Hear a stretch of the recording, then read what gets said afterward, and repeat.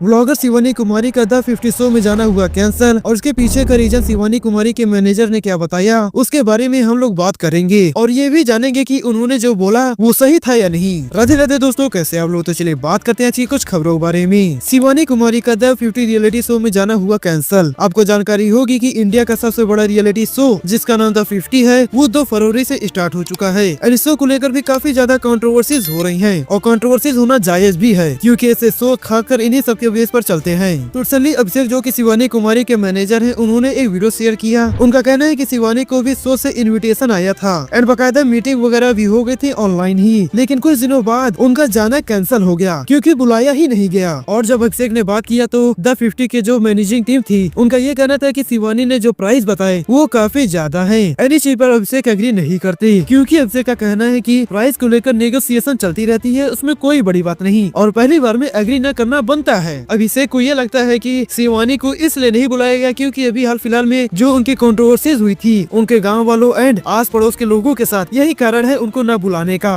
ये लगता है कि जो ये कंट्रोवर्सी हुई है शिवानी के खिलाफ, जो ये षड्यंत्र हुए, इसी के कारण शिवानी का सिलेक्शन द 50 शो में नहीं हो पाया। बट मैं आपको बता दूं कि अभिषेक जो भी सोच रहे हैं वो बिल्कुल ही गलत है और वो इसलिए क्योंकि बिग बॉस या द 50 शो ज्यादातर कंट्रोवर्सीज पर ही चल रहे हैं। अब अगर कंट्रोवर्सी वाली बात ही होती तो फिर रजत दलाल, मैस्टन या फिर रणविजय जैसे लोगों को क्यों ही बुलाया जाता। इससे शिवानी का द 50 शो में सिलेक्शन न होना अभिषेक किसी और के स्तर पर ये पर्चा नहीं फाड़ सकती। और मैं बता दूं कि शिवानी का सिलेक्शन हुआ क्यों नहीं था। होता क्या है कि किसी भी शो में अगर 10 गेस्ट बुलाने होते हैं तो 20-25 लोगों से बात किया जाता है एंड फाइनली लिस्ट में 10 लोगों को सेलेक्ट कर दिया जाता है और इसी प्रोसेस में शिवानी सिलेक्ट नहीं हुई और अब खुद को बेचारी या लाचार दिखाना है तो अभिषेक ने ये बोल दिया कि गांव वालों ने जो कंट्रोवर्सी की थी उसकी वजह से सिलेक्शन नहीं हुआ, जबकि ये सही नहीं है। बल्कि इस कंट्रोवर्सी की वजह से तो शिवानी कुमारी और भी ज्यादा एलिजिबल हो जाती है द 50 रियलिटी शो में जाने के लिए। फूड ब्लॉगर आयुष सपरा ने नीसू तिवारी को किया कॉल आउट। अभी नीसू और ठगेश का जो लफड़ा चला रहा था उसके बारे में आपको तो पता होगा ही कि नीसू ने ठगेश पर कंटेंट कॉपी करने के एलिगेशन लगाए थे और बदले में ठगेश ने भी नीसू को एक्सपोज कर दिया था, जिसके बाद नीसू ने अभी तक कोई भी रिप्लाई नहीं दिया है। अब उनकी खामोशी की वजह क्या है वो तो पता नहीं, लेकिन इसी बीच आयुष चोपड़ा ने भी नीसू को कॉल आउट कर दिया और वो इसलिए क्योंकि जैसा नीसू ने ठगेश को बोला कि उनका कंटेंट कॉपी किया गया है तो ये सेम एलिगेशन आयुष ने भी नीसू पर लगाए हैं। पर एक बड़ा क्रिएटर जिस पे ज्यादा पैसे हैं, जो ज्यादा रिसोर्सेज है, यार आपको इंस्पिरेशन बनना चाहिए छोटे क्रिएटर्स के लिए।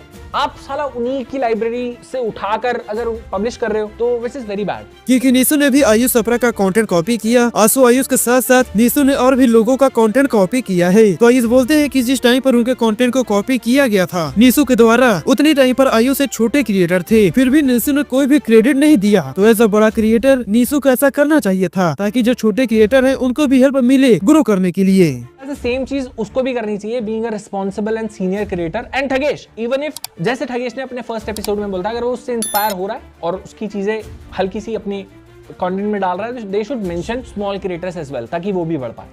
आई think this should be done. ये मस्ट होना चाहिए और नहीं होना चाहिए तो कॉल आउट होना चाहिए उस क्रिएटर का। मैंने पहले ही बता दिया था कि नीसू जिस चीज पर ठगेश को कॉल आउट कर रही वो खुद भी वही सेम चीज करती हैं, बस उनको कोई पॉइंट आउट नहीं कर रहा, नहीं तो सेम एलिगेशन उनके ऊपर भी लग सकते हैं। बट नाउ आयुष ने वीडियो बनाकर इस चीज की शुरुआत कर दी है और अब नीसू भी उसी पाले में है जिस पाले में वो ठगेश को रख रही थी। बाय द वे, आपकी क्या ओपिनियन है इस कंट्रोवर्सी के बारे में? चैनल को सब्सक्राइब करके कमेंट सेक्शन में बताएगा जरूर। गाजियाबाद से एक ऐसा ट्रिपल सुसाइड केस सामने आया है जिसके बारे में सुनोगे तो तुम लोग अपना सर पकड़ लोगे। आपको बता दूं कि गाजियाबाद में 3 बहनें जिनकी एज 12, 14 और 16 साल थी वो एक कोरियन गेम की टास्क की वजह से सुसाइड कर लेती हैं। हुआ क्या कि ये तीनों बहनें एक कोरियन लव गेम खेलती थी और ये गेम इन लोगों ने शुरू किया था खेलना कोविड-19 के टाइम से। तो इस गेम में क्या होता है कि कई सारे टास्क दिए जाते हैं और उन टास्क को करना होता है रियल लाइफ में। और जब ये बच्चियां गेम खेलना शुरू की तब इन्होंने आउट ऑफ क्यूरियोसिटी शुरू किया था, बट धीमे धीमे इन लोगों को इस गेम का एडिक्शन हो गया। इन बच्चियों के पेरेंट बताते हैं कि ये बच्चियां स्कूल बंक करना शुरू कर देती हैं और साथ में ही खाना खाना, सोना, नहाना सब कुछ साथ में ही करती हैं। इवन इन लोगों ने अपना कोरियन नाम भी रख लिया था और अगर इन बच्चियों को इनके रियल नेम से जो कि उनके पेरेंट ने रखा था उससे कोई बुलाता तो ये गुस्सा भी हो जाती थी। बट एक रात क्या हुआ पता नहीं, गेम में कौन सा टास्क था वो भी पता नहीं, लेकिन रात के 2 बजे ये बच्चियां एक नोट लिखती हैं जो कि आप भी देख सकते हो। इसमें ये लिखा हुआ है कि इस डायरी में जो कुछ भी लिखा है वो सब पढ़ लो क्योंकि ये सब सच है। रीड नाउ, पापा I am really sorry, Korea is our biggest love. जिसके बाद ये बच्चियां बिल्डिंग के 9वीं मंजिले से कूदकर अपनी जान दे देती हैं। अब आप इन बच्चियों की अंडरस्टैंडिंग का लेवल ऐसे गेस कर सकते हो कि इस नोट में जो डायरी लिखा हुआ है उसकी स्पेलिंग भी गलत है और हैंडराइटिंग भी आप समझ सकते हो कि ये बच्चियां कितनी छोटी थी कि ये गेम के टास्क को रियल टास्क समझ बैठी। बाय द वे इन बच्चियों के पेरेंट का क्या कहना है आप वीडियो क्लिप देख सकते हो।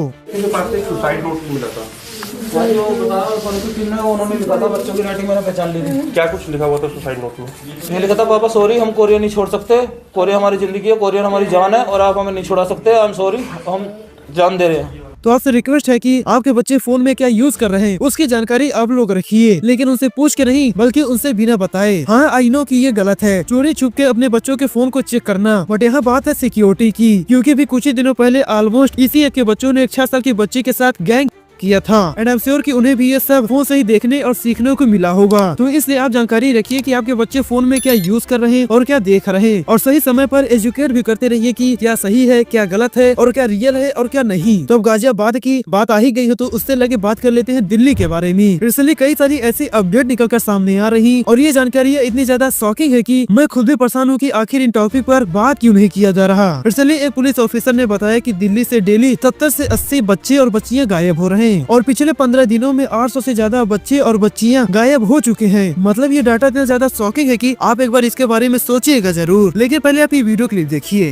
दिल्ली एनसीआर या दिल्ली के जहां भी बॉर्डर लगता है उसके आसपास रहने वाले लोग इस बात को जरा ध्यान से सुन ले।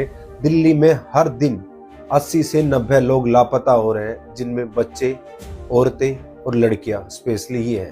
आंसू मैंने कल या परसों एक वीडियो में बताया था कि मुंबई में भी ऐसे ही केसेस देखने को मिल रहे, लेकिन शायद जो मेरे पास रिपोर्ट आई थी वो गलत थी। आंसू इस चीज की रिगार्डिंग मुंबई पुलिस ने भी एक पोस्ट शेयर किया कि जो खबरें स्प्रेड हो रही हैं वो सही नहीं है। तो आई थिंक कि मैंने जो आप लोगों को बताया कि लोगों को गायब होने की अपडेट वो सही नहीं थी, उसके लिए आई एम रियली सॉरी। मेरा कोई भी इंटेंशन नहीं था पैनिक क्रिएट करने का। मेरे पास भी खबरें सोशल मीडिया से ही आती है और उसमें गलतियाँ होना जायज है, बट दिल्ली में जो भी अपडेट आ रही उसको तो एक पुलिस वाला ही बता रहा, उसको डिनाई नहीं किया जा सकता। तो आपके क्या ओपिनियन है इन खबरों को लेकर कमेंट सेक्शन में बताएगा जरूर। एंड अगर आप इस चैनल पर नए हैं और वीडियो इन्फॉर्मेटिव लगी हो तो चैनल को सब्सक्राइब करना मत भूलना।